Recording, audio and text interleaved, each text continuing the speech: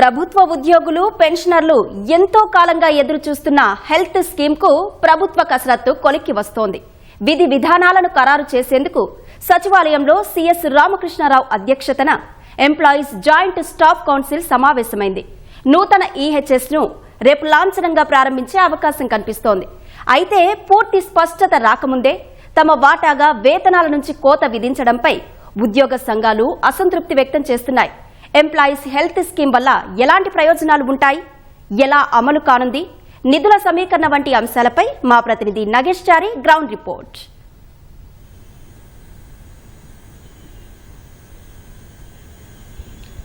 అశ్విని, ప్రభుత్వ ఉద్యోగులు పింఛనర్లు ఎంతో కాలంగా ఈ పథకం కోసం ఎదురు చూస్తున్నారు. అంటే గతంలోనే ఈహెచ్ఎస్ ఎంప్లాయీస్ హెల్త్ స్కీమ్ ఇప్పటికే అమల్లో ఉంది.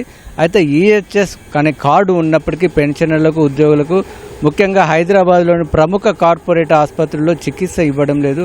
అయితే వాటికి సంబంధించిన బిల్లులు పెండింగ్లో ఉండడం, వాటికి సంబంధించిన విధి విధానాలు లేకపోవడం, సరైన సమన్వయం లేకపోవడం, వీటి వల్ల సమస్య ఏర్పడింది. కాబట్టి తమకు అంటే జర్నలిస్ట్ హెల్త్ స్కీమ్ కానీ ఇతర ఆరోగ్యశ్రీకి సంబంధం కానీ ఎలాంటి సంబంధం లేకుండా తమకు ప్రత్యేకంగా ఒక ట్రస్ట్ ఏర్పాటు చేసి దాని ద్వారా వైద్య చికిత్సలు అందించాలని గత కొంతకాలంగా కొన్ని సంవత్సరాలుగా ప్రభుత్వ ఉద్యోగులు డిమాండ్ చేస్తున్నారు. గతంలో ఎన్నికల సమయంలో కూడా ఈ డిమాండ్ ఉద్యోగులు గట్టిగా వినిపించిన నేపథ్యంలో కాంగ్రెస్ పార్టీ ఎన్నికల మేనిఫెస్టోలో కూడా ఈ అంశాన్ని పొందుపరిచింది. ఆ తర్వాత కూడా ప్రభుత్వ ఉద్యోగ సంఘాలు, అదేవిధంగా పెన్షనర్లు అటు ముఖ్యమంత్రితోనూ ఇటు మంత్రులతోనూ సిఎస్ లాంటి ఉన్నతాధికారులతో కూడా పలు సందర్భాల్లో సమావేశమయ్యారు.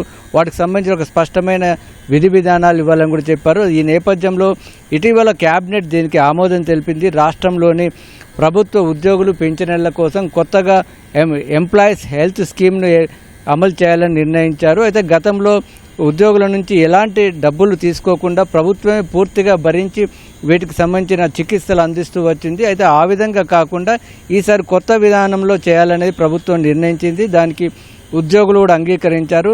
ఉద్యోగులు పెన్షనర్లు ప్రతి నెల తమ జీతంలో 1.5% అంటే 1.5% తమ వాటాగా చెల్లించనున్నారు. అంతే అమౌంట్ అంటే ఉద్యోగులు పెన్షనర్లు మొత్తం కలిపితే దాదాపుగా ఏడాదికి 528 కోట్ల రూపాయలు జమ అవుతుంది. అదే అమౌంట్ అంటే మరో 528 కోట్ల రూపాయలను ప్రభుత్వం తన వాటాగా చెల్లిస్తుంది.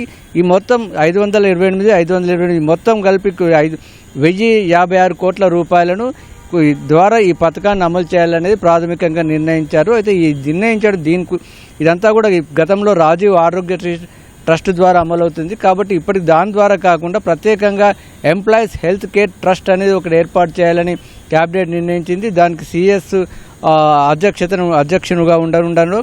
అయితే దానిలో ఉద్యోగ సంఘాల నుంచి 6, అదేవిధంగా పెన్షనర్ల సంఘాల నుంచి మరో 2 ప్రతినిధులుగా పెట్టాలని కూడా క్యాబినెట్లో నిర్ణయించారు. దానికి ఒక ప్రభుత్వ ఉన్నత స్థాయి అధికారి సీఈఓగా ఉండనున్నారు. ఆ సీఈఓ ఇటు ప్రభుత్వ అదేవిధంగా కార్పొరేట్ ఆసుపత్రులకు, ఉద్యోగులకు వాటికి సంబంధించి సమన్వయం చేయనున్నారు. దీనికి సంబంధించి కసరత్తు జరుగుతుంది. ఇవాళ లేదా రేపు ఆ సభ్యులు ఎవరు, సీఈఓ ఎవరనే విషయం పైన కొలిక్కి వచ్చే అవకాశం ఉంది. ఇప్పటికీ అంటే జూన్ 2వ తేదీన అంటే రేపే దీన్ని ప్రారంభిస్తామని గతంలో ప్రకటించారు. అయితే దీనికి సంబంధించి ఇంకా కసరత్తు కొనసాగుతుంది. అయితే అప్పటికే అంటే ప్రభుత్వం గతంలో నిర్ణయించిన విధంగా 1.5% ఉద్యోగులు పెన్షనర్ల నుంచి నిన్న వేతనాలు ఆల్రెడీ కట్ చేశారు. కాబట్టి దానిపైన ఉద్యోగులు కొంత అసంతృప్తిగా ఉన్నారు. అసలు ఏ ఆసుపత్రుల్లో ఇస్తారు, ఇంకా దాని విధి విధానాలు ఏంటి, దాని అర్హతలు ఏంటి, ఆ పూర్తి వివరాలు ఇంకా వెల్లడించకముందే, అసలు ట్రస్ట్ కూడా ఏర్పాటు కాకముందే తమ వేతనాల నుంచి తమ అనుమతి లేకుండా ముందస్తుగా ఈ వేతనాలు కట్ చేయడం అనేది సరైనది కాదనేది ఉద్యోగులు నిన్నటించి అసంతృప్తిగా ఉన్నారు. కాబట్టి దానిపైన సిఎస్తో సమావేశమయ్యారు. ఆ ట్రస్ట్ సభ్యులను ఏర్పాటు చేయడంతో పాటు విధి విధానాలు ఏంటి అంటే చికిత్సకు వెళ్ళినప్పుడు అక్కడ ఏముంటుంది, ఎలా చేయాలనే అంశాలతో పాటు ఇంకా ఎవరెవరు చేయాలనేది మొత్తం కూడా కసరత్తు జరుగుతుంది. దానిపైన ఈరోజు రాత్రి లేదా రేపు కొలిక్కి వచ్చే అవకాశం ఉంది. ఇప్పటికే హెల్త్ కార్డులను, డిజిటల్ హెల్త్ కార్డులు అందరికీ కూడా ఇవ్వాలని నిర్ణయించారు. దానికోసం ఉద్యోగులు పెన్షన్లకు సంబంధించిన డేటా అంతా కూడా డిజిటల్గా ఆరోగ్యశ్రీ ట్రస్ట్ నుంచి, అదేవిధంగా వారి సర్వీస్ రికార్డ్స్ నుంచి కూడా పూర్తిగా సేకరించారు. వాటి ఆధారంగా ప్రస్తుతం కార్డులు ఇవ్వాలని నిర్ణయించారు. ఒకవేళ అందులో ఏమైనా మార్పులు ఉన్నట్లయితే తర్వాత కూడా చేసుకోవడానికి అవకాశం ఇవ్వనున్నారు. మొత్తం మీద రాష్ట్ర వ్యాప్తంగా ఉద్యోగులు పెన్షనర్లకు వారిపైన డిపెండెంట్లు అంటే భర్త ఉద్యోగి అయితే వారి భార్యకు, భార్య ఉద్యోగి అయితే భర్తకుతో పాటు 25 సంవత్సరాల లోపు వారి పిల్లలకు కూడా ఈ స్కీమ్ వర్తించనుంది. సుమారు 13 లక్షల మందికి దీన్ని వర్తించే విధాలుగా ప్రభుత్వం ఏర్పాట్లు చేస్తుంది.